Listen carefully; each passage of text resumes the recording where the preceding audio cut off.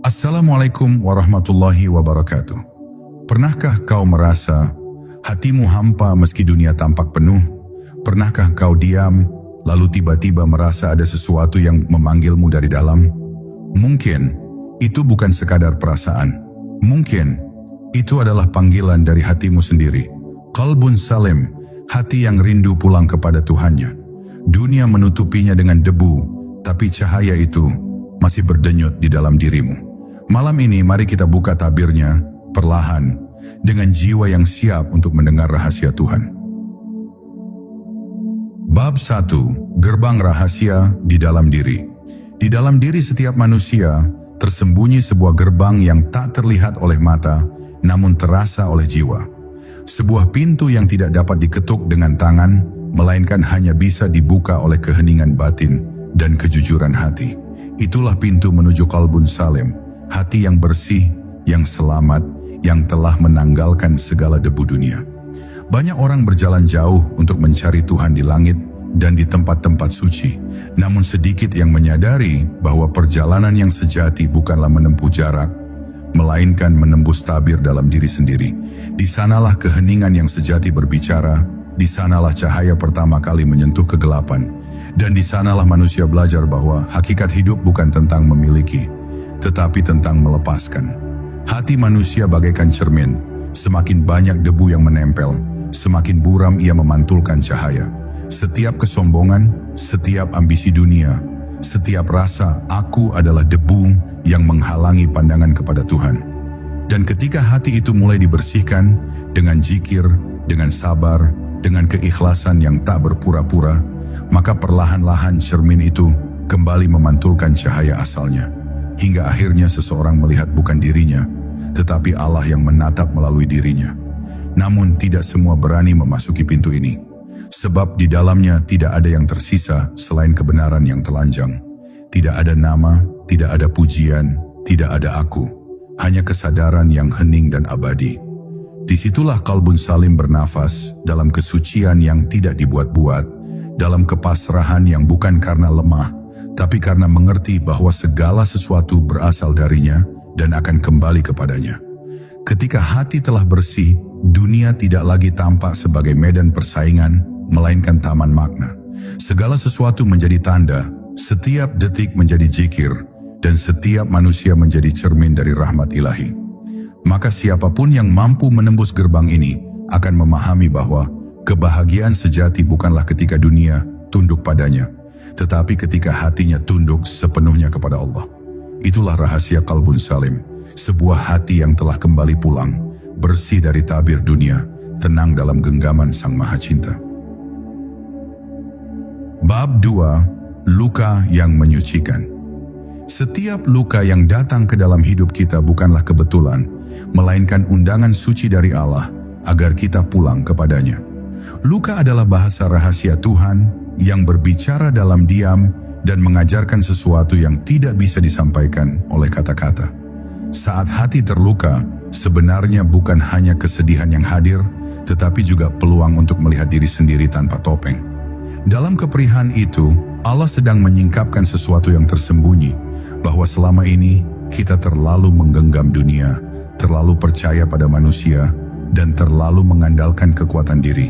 Maka, luka datang untuk melembutkan hati, agar ia berhenti berlari keluar dan mulai mencari sumber ketenangan di dalam. Sebab, hanya hati yang pernah remuk yang bisa benar-benar mengenal keutuhan. Qalbun salim tidak lahir dari jalan yang mulus, tetapi dari hati yang hancur berkali-kali lalu, memilih untuk tetap bersujud.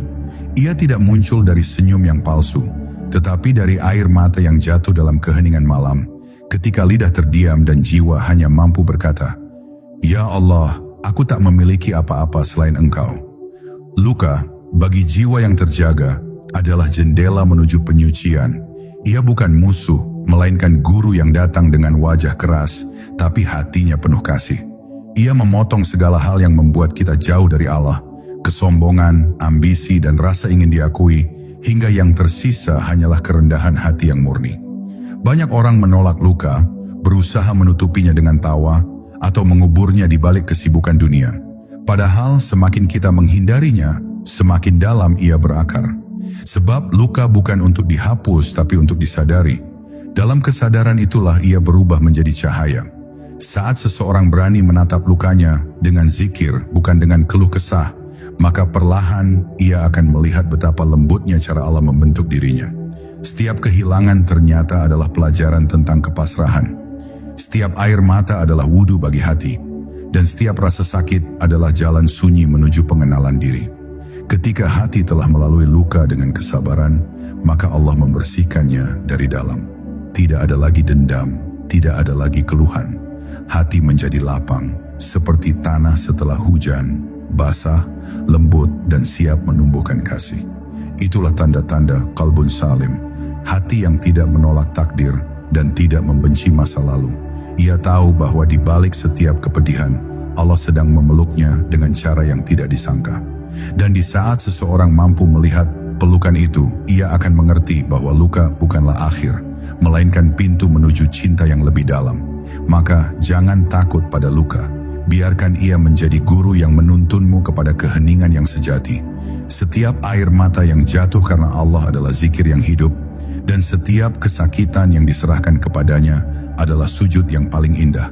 Di sanalah hati mulai disucikan, dan dari sanalah lahir qalbun salim, hati yang bersih karena telah melewati badai, namun tetap lembut dalam keyakinan bahwa tidak ada yang benar-benar menyakitkan bagi jiwa yang telah menemukan Tuhannya. Bab 3. Tabir dunia yang menipu. Dunia ini sejatinya adalah panggung yang penuh cahaya semu. Ia tampak berkilau, mempesona, dan seolah menjanjikan kebahagiaan yang abadi. Namun di balik gemerlapnya, tersimpan bayangan yang menipu. Manusia berlari mengejar harta, jabatan, cinta, dan pengakuan, tanpa sadar bahwa semua itu hanyalah fata morgana di padang pasir waktu. Dunia memperlihatkan wajah manisnya untuk menguji cinta manusia. Apakah ia benar-benar mencintai Allah, atau sekadar mencintai pantulan dari ciptaannya? Maka siapa yang terpesona oleh dunia akan terperangkap dalam jaring ilusi, dan siapa yang mampu melihat di baliknya akan menemukan jalan pulang menuju hakikat. Tabir dunia tidak selalu tampak dalam bentuk keburukan. Kadang ia berwujud kebaikan yang tersembunyi di balik rasa aku. Aku sudah beribadah, aku telah berzikir, aku telah mengenal. Padahal selama masih ada kata aku yang berdiri di hadapan Allah, maka hati belum benar-benar bersih. Inilah hijab yang paling halus, hijab keakuan yang membuat manusia merasa telah sampai, padahal ia baru memulai. Dan qalbun salim tidak akan lahir selama hati masih terikat pada identitas diri, karena kesucian yang sejati adalah ketika seseorang lenyap dari dirinya, dan hanya Allah yang tertinggal di dalam kesadarannya. Dunia mengajarkan manusia untuk memiliki, sedangkan Allah mengajarkan untuk melepaskan. Dunia membisikkan ketakutan kehilangan, sedangkan Allah menjanjikan bahwa tiada yang hilang bagi yang menyerahkan segalanya kepadanya. Setiap kali manusia menggenggam sesuatu terlalu erat, tabir pun terbentuk. Semakin ia mencintai dunia, semakin jauh ia dari ketenangan. Maka untuk mendekat kepada Allah, seseorang harus berani berjalan di atas jalan sepi, jalan pelepasan. Melepaskan bukan berarti meninggalkan kehidupan, tetapi menanggalkan keterikatan. Hidup tetap dijalani, namun hati tidak lagi terikat pada hasil dan harapan. Itulah kebebasan sejati, yang hanya dimiliki oleh hati yang telah mengenal hakikat fana. Tabir dunia bukanlah musuh yang harus dibenci, melainkan ujian yang harus dikenali. Sebab dunia adalah cermin yang menunjukkan siapa kita sebenarnya. Ia memperlihatkan di mana letak cinta kita, apa yang kita sembah tanpa sadar, dan sejauh mana kita mengenal Allah. Bila dunia membuatmu marah, mungkin karena hatimu masih bergantung padanya. Bila dunia membuatmu takut, mungkin karena engkau belum benar-benar percaya padanya. Maka jangan buru-buru menyalahkan dunia. Lihatlah ke dalam, karena di sanalah tabir sebenarnya terbentuk. Ketika Allah menghendaki untuk membuka tabir itu, dunia tidak lagi tampak sebagai tempat yang menipu, melainkan sebagai taman pelajaran. Setiap peristiwa menjadi ayat, setiap manusia menjadi cermin, setiap nafas menjadi tanda dari kasihnya. Seseorang yang telah sampai pada pandangan ini tidak lagi tertipu oleh bentuk luar. Ia melihat makna di balik peristiwa dan rahmat di balik ujian. dunia menjadi seperti laut yang luas, dan hati menjadi kapal yang mengarunginya dengan tenang, karena ia tahu kemana ia akan berlabuh. Inilah qalbun salim, hati yang memandang dunia dengan jernih, tidak menolak, tidak tergoda. Ia berjalan di bumi, namun hatinya menggantung di langit. Ia mencintai ciptaan, tapi cintanya tak pernah memisahkan dari Sang Pencipta. Dan ketika tabir dunia telah tersingkap, seseorang akan mengerti bahwa tidak ada sesuatu pun di luar Allah. Semua hanyalah bayangan yang menuntun kita untuk kembali kepadanya. Disitulah kebeningan sejati dimulai, ketika dunia bukan lagi penjara, melainkan jembatan menuju cinta yang abadi. Bab 4. Cahaya yang tak terpadamkan. Di dalam hati setiap insan, Allah telah menyalakan seberkas cahaya yang tidak pernah padam. Ia kecil, lembut, dan sering tersembunyi di balik kesibukan dunia. Namun ia tetap berkilau, menunggu untuk ditemukan. Cahaya itu adalah fitrah, bagian suci dari diri yang tidak pernah tercemar oleh dosa, karena ia berasal langsung dari napas ilahi.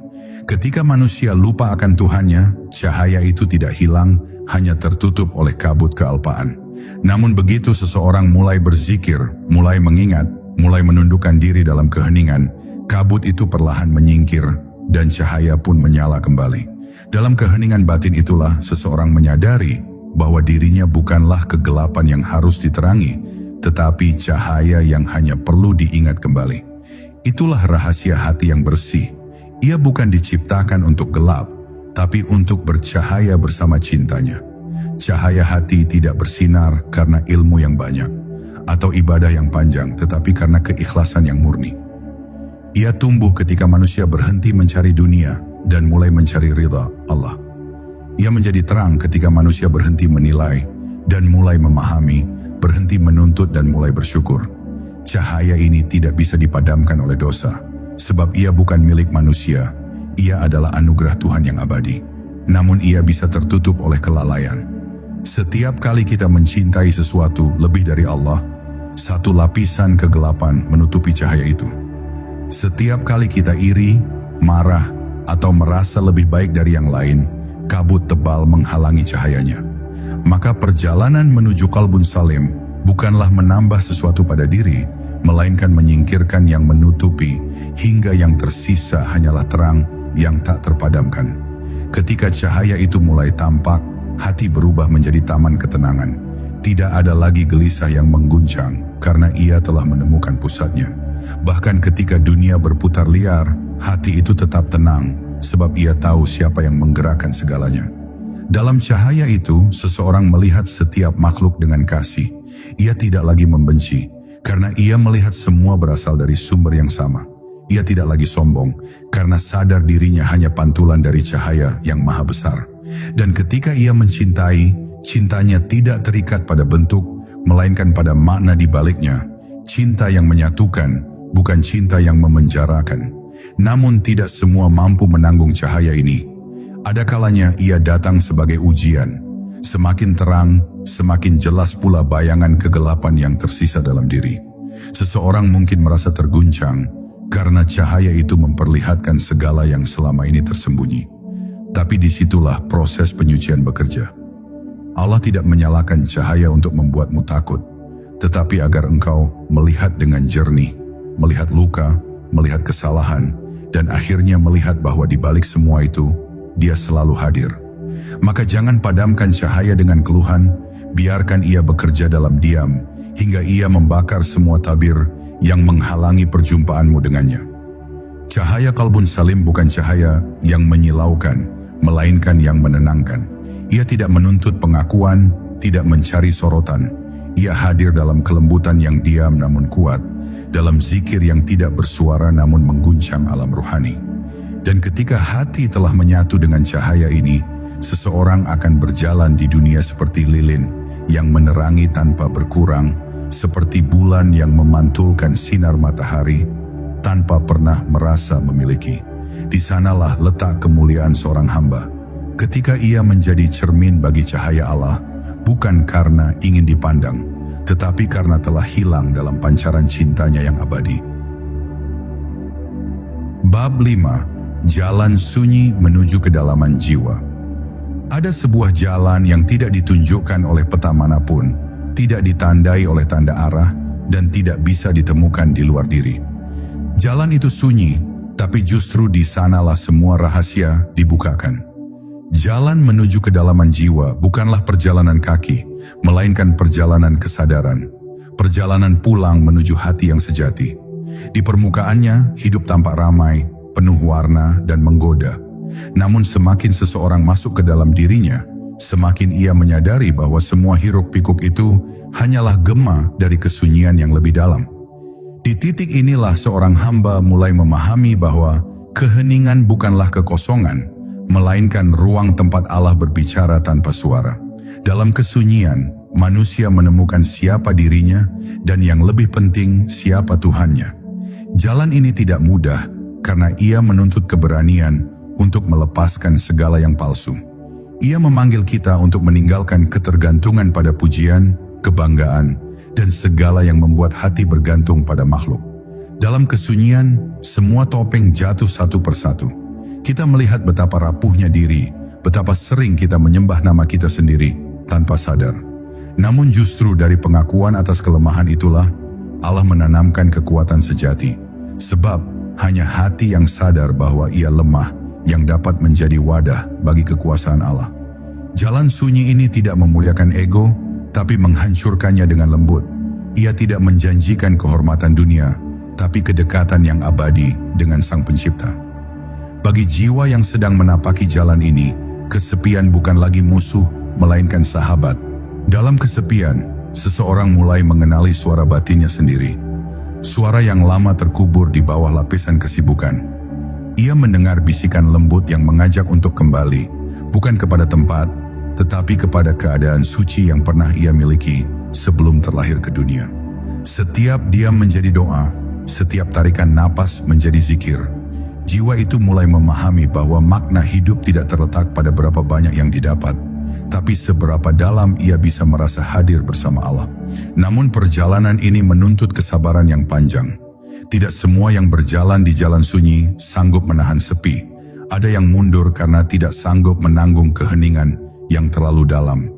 Tapi bagi yang bertahan, Allah sendiri yang akan menjadi penuntunnya. Ia menuntun dengan tanda-tanda yang halus, melalui peristiwa, melalui mimpi, melalui ketenangan yang tiba-tiba muncul di tengah badai. Dalam setiap langkah, seseorang merasakan bahwa ia tidak pernah benar-benar sendiri. Karena di balik keheningan itu, ada kehadiran yang tidak pernah pergi. Ketika seseorang telah menapaki jalan sunyi hingga ke dalam, ia akan menemukan sesuatu yang tak ternilai. Sakinah, ketenangan yang tidak bergantung pada apapun. Dunia boleh berguncang tapi hatinya tetap damai. Ia tidak mencari tempat untuk bersembunyi, karena ia telah menjadi tempat bagi Allah untuk bersemayam. Itulah qalbun salim dalam wujudnya yang hidup. Hati yang telah melalui kesunyian, disucikan oleh keheningan, dan kini bersinar tenang di bawah cahaya rahmatnya. Jalan sunyi itu ternyata bukan akhir, melainkan awal dari pengenalan sejati. Pengenalan bahwa tiada jarak antara diri dan Tuhan, kecuali hijab yang diciptakan oleh lupa. Bab 6. Rahasia sujud yang membuka langit. Sujud adalah bahasa yang tidak membutuhkan kata. Ia adalah bentuk cinta tertinggi ketika tubuh merendah tapi ruh meninggi. Dalam sujud, seorang hamba meletakkan seluruh keakuannya di bumi agar jiwanya dapat terangkat menuju langit ketundukan sejati. Tidak ada yang lebih dekat antara manusia dan Tuhannya selain pada saat dahi menyentuh tanah. Di sanalah seluruh lapisan keangkuhan runtuh dan hati bersentuhan langsung dengan sumber ketenangan. Sujud bukan sekadar gerakan ibadah, melainkan penyerahan total, pengakuan bahwa aku tidak punya daya, tidak punya kekuatan, dan tidak memiliki apa-apa selain kasih Allah yang melingkupinya. Dalam sujud yang sejati tidak ada permintaan, tidak ada keinginan, hanya ada kehadiran yang utuh dalam pelukan kehendak ilahi. Bagi mereka yang telah merasakan makna terdalam dari sujud, dunia menjadi kecil dan ringan. Tidak ada lagi beban yang terlalu berat, karena semuanya telah diserahkan di hadapannya. Sujud mengajarkan bahwa keagungan bukanlah ketika seseorang berdiri tinggi di antara manusia, tapi ketika ia mampu menunduk sepenuhnya di hadapan Tuhannya. Saat dahi menyentuh bumi, Sebenarnya bukan tubuh yang menunduk, melainkan hati yang pulang. Dan pada saat itu, sesuatu yang halus terjadi. Tabir antara bumi dan langit tersingkap, ruh merasakan sentuhan rahmat yang tidak bisa dijelaskan oleh akal. Inilah rahasia sujud, gerakan yang tampak sederhana, tapi di baliknya tersimpan kekuatan yang mampu mengguncang seluruh lapisan ruhani. Dalam kesunyian sujud, seseorang akan mulai mendengar bisikan lembut yang bukan berasal dari dunia. Sebuah suara tanpa suara yang berkata, "Aku di sini, bukan di langit yang jauh, tapi di kedalaman hatimu sendiri." Setiap kali dahi menyentuh tanah dengan cinta, pintu-pintu rahmat terbuka. Setiap sujud yang dilakukan dengan penuh kesadaran menjadi langkah menuju kalbun salim, hati yang telah mencicipi ketenangan surga bahkan sebelum kematian tiba. Sebab sujud yang hakiki bukan sekadar menundukkan tubuh, tapi juga pikiran, hawa nafsu, dan rasa memiliki. Semakin dalam seseorang bersujud, semakin lenyap dirinya, dan semakin nyata kehadiran Allah di dalam dirinya. Namun tidak semua sujud menembus langit. Ada sujud yang berhenti di permukaan karena dilakukan tanpa hati. Ada pula yang berhenti di kebanggaan, merasa suci karena telah lama bersujud. Padahal hakikat sujud bukan untuk merasa lebih dekat dari orang lain, tapi untuk merasa tidak ada selain Allah. Sujud yang sejati justru menghapus rasa aku dekat. Sebab di hadapan yang maha dekat, tidak ada jarak dan juga tidak ada diri. Dalam lenyapnya keakuan itu, seseorang menemukan kemerdekaan yang sesungguhnya. Tidak terikat oleh dunia, tidak dikendalikan oleh nafsu, dan tidak ditawan oleh rasa takut atau harap. Ia hanya ada, bersamanya, dalam diam yang bercahaya. Ketika rahasia sujud telah terbuka, hidup tidak lagi terasa berat. Setiap gerak menjadi bentuk ibadah, setiap tarikan napas menjadi sujud batin yang tak pernah selesai. Orang yang telah sampai pada makam ini tidak menunggu waktu untuk bersujud, karena seluruh hidupnya adalah sujud. Ia bekerja dengan sujud, berbicara dengan sujud, bahkan diamnya pun adalah bentuk tunduk yang dalam. Dan di puncak kesadaran itu, ia mengerti bahwa sujud bukanlah tugas, tapi hakikat dari penciptaannya. Ia diciptakan untuk menyembah, bukan karena perintah, tapi karena cinta. Cinta yang membuatnya ingin terus menunduk, bukan karena takut neraka, tapi karena rindu kepadanya. Inilah sujud yang membuka langit, ketika bumi menjadi saksi, dan langit menjadi rumah bagi hati yang telah berserah sepenuhnya. Bab 7. Ketika Allah menyentuh hati.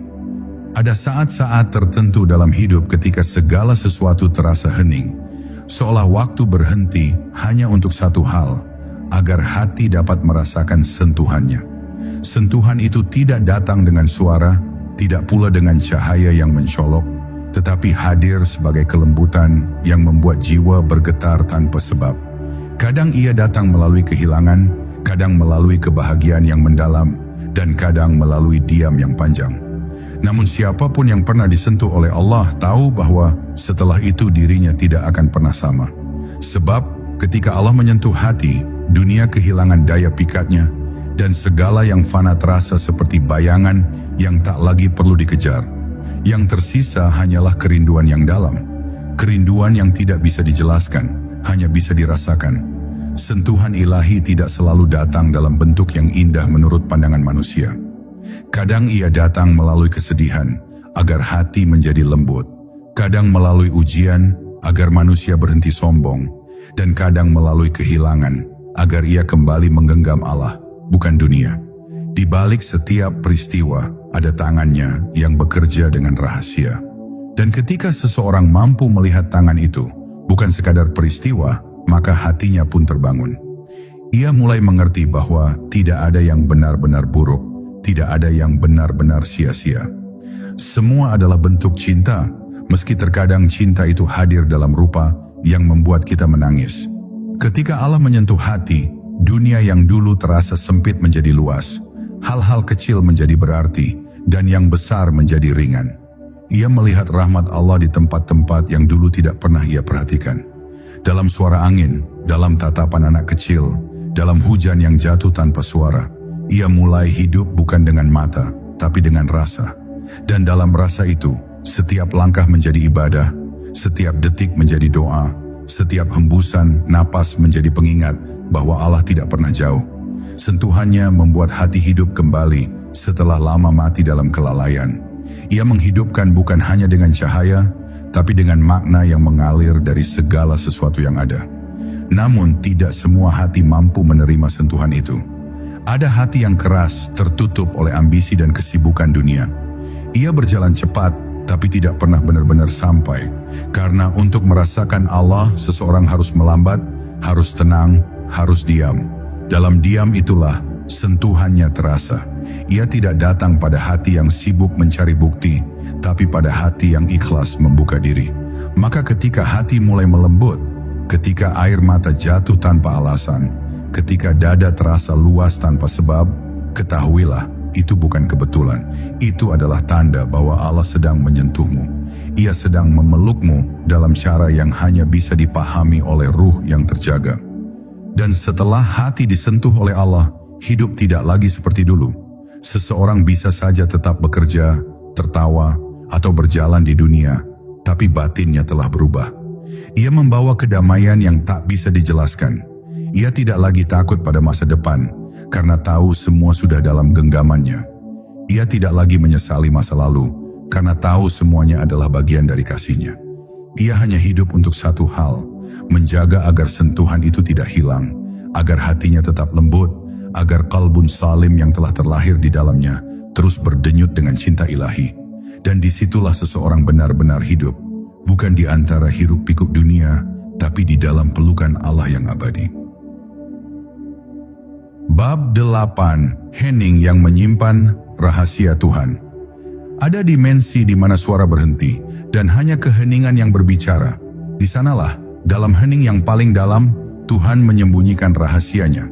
Bukan di balik ayat yang rumit, bukan dalam pidato yang panjang, tapi di ruang sunyi antara satu napas dengan napas berikutnya. Di sana, hati yang tenang mulai mendengar sesuatu yang tidak bisa didengar oleh telinga. Ia mendengar bisikan ilahi yang berkata tanpa kata, mengajarkan tanpa huruf, memeluk tanpa tangan. Dalam hening itu jiwa mengenali asalnya, seperti bayi yang mengenali ibunya tanpa perlu diajari. Itulah hening yang suci, hening yang bukan kekosongan, melainkan kehadiran yang penuh. Kehadiran Allah dalam bentuk yang paling lembut. Hening sejati bukan sekadar diam dari suara, tapi diam dari keinginan.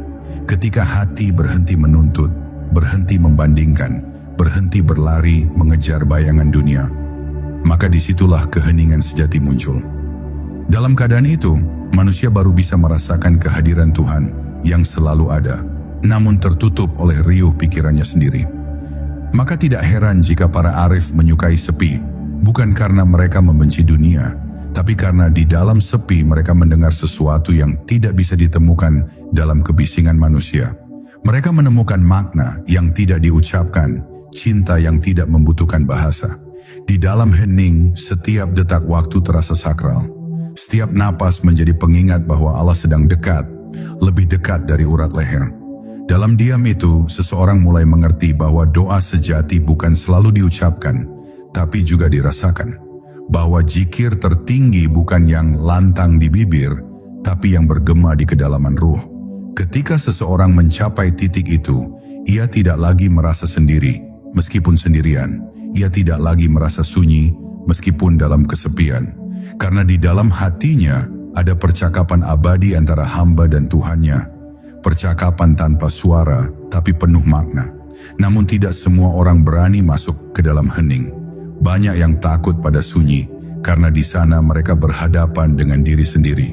Dan di sanalah Allah menunggu. Dalam keheningan, topeng-topeng jatuh, ambisi lenyap, dan yang tersisa hanyalah hati yang telanjang di hadapan penciptanya. Saat itulah seseorang bisa benar-benar jujur. Ia melihat kelemahannya tanpa menyangkal, dan dari kejujuran itulah muncul kekuatan yang murni. Hening menjadi cermin tempat manusia melihat dirinya sebagaimana adanya, tanpa peran, tanpa kepura-puraan. Dan dari situ lahirlah keberserahan sejati. Hening bukan akhir dari perjalanan, melainkan pintu menuju hakikat. Di balik sunyi itu, seseorang menemukan kedamaian yang tidak bergantung pada keadaan. Dunia boleh berisik, tapi di dalam dirinya ada ruang yang tidak bisa disentuh oleh apapun. Ruang itulah tempat Allah bersemayam dalam hati yang bersih. Maka barang siapa telah menemukan hening yang hidup, ia telah menemukan rahasia Tuhan. Karena di sana, dalam diam yang menyala, Tuhan berbicara bukan dengan kata, tapi dengan kehadiran. Dan siapa yang pernah mendengar kehadiran itu, tidak akan lagi mencari yang lain, sebab ia telah pulang ke rumah sejatinya, di dalam qalbun salim yang tenang. Bab 9. Rahasia cinta yang menyucikan hati. Cinta adalah bahasa pertama yang dikenali oleh ruh, bahkan sebelum ia mengenal dunia. Ia adalah getaran halus yang berasal dari sumber segala keberadaan, Allah sendiri. Namun cinta sejati bukanlah perasaan yang mendidih di dada, bukan pula kerinduan yang lahir dari keinginan. Cinta yang menyucikan hati adalah cinta yang membawa manusia pulang kepada Tuhan. Ia tidak membakar tapi menenangkan. Ia tidak menuntut tapi memberi. Ia tidak membuat seseorang bergantung tapi membebaskan dari segala selainnya. Ketika hati tersentuh oleh cinta yang demikian, ia menjadi jernih seperti cermin yang hanya memantulkan wajah Allah. Segala yang bukan dia memudar dan yang tersisa hanyalah kelembutan yang menuntun pada penyucian. Cinta kepada Allah bukan sesuatu yang diciptakan manusia, melainkan sesuatu yang dibangkitkan oleh rahmat-Nya. Ia datang diam-diam, tanpa suara, namun mengubah seluruh cara pandang seseorang terhadap hidup. Hal-hal kecil menjadi tanda kasih-Nya, dan penderitaan pun terasa sebagai pelukan yang tersembunyi. Hati yang dicintai Allah menjadi ringan dalam menjalani kehidupan, sebab ia tahu setiap peristiwa hanyalah ungkapan cinta yang berbeda rupa. Dalam tangisan ada penghapusan dosa, dalam kegembiraan ada syukur, dalam kehilangan ada pemurnian. Cinta ilahi tidak memanjakan, tetapi membersihkan. Ia mengikis segala ego yang menutupi jiwa, sampai yang tersisa hanyalah kesadaran bahwa tiada yang kucintai selain Engkau. Namun jalan cinta ini tidak selalu lembut. Ada luka yang menjadi pintu masuk ke dalam kasih yang sejati. Kadang Allah merobek hati seorang hamba bukan untuk menghancurkannya, melainkan agar ia bisa mencintai tanpa syarat. Cinta sejati lahir dari hati yang pernah retak, karena di sela-sela retakan itulah cahaya ilahi masuk. Orang yang tidak pernah diuji mungkin mengenal cinta di bibir, tapi orang yang pernah kehilangan mengenal cinta di ruhnya. Ia tahu setiap sakit yang datang dari Allah adalah bentuk perhatian, bukan penolakan. Maka ia bersyukur bahkan untuk air mata, karena di baliknya ada pembersihan yang lembut. Cinta yang menyucikan hati membuat seseorang tidak lagi mencintai dunia dengan cara yang sama. Ia tetap mencintai, tapi bukan untuk memiliki. Ia peduli, tapi tanpa bergantung. Ia melihat segala sesuatu sebagai pantulan kasih Allah. Orang tua, pasangan, teman, bahkan musuh sekalipun. Dalam setiap hubungan, ia mencari wajah-Nya. Dan ketika ia menemukannya, semua rasa menjadi ibadah. Ia mencintai dengan sadar, bukan dengan nafsu. Ia memaafkan dengan tulus, bukan dengan terpaksa. Ia hidup di tengah dunia, tapi hatinya tidak lagi dikotori oleh dunia. Pada akhirnya, cinta yang suci tidak membuat seseorang tinggi, tapi justru menundukkan. Ia membuat hati lembut seperti tanah yang menerima hujan. Di dalam kerendahan itu, Allah menanam benih makrifat. Dan dari makrifat itu, tumbuh kedamaian yang tak tergoyahkan. Siapapun yang mencintai Allah dengan kesadaran yang jernih akan merasakan bahwa seluruh hidupnya hanyalah perjalanan untuk mencintainya lebih dalam, lebih murni, lebih benar. Ia tidak lagi mencari balasan, tidak lagi menuntut tanda.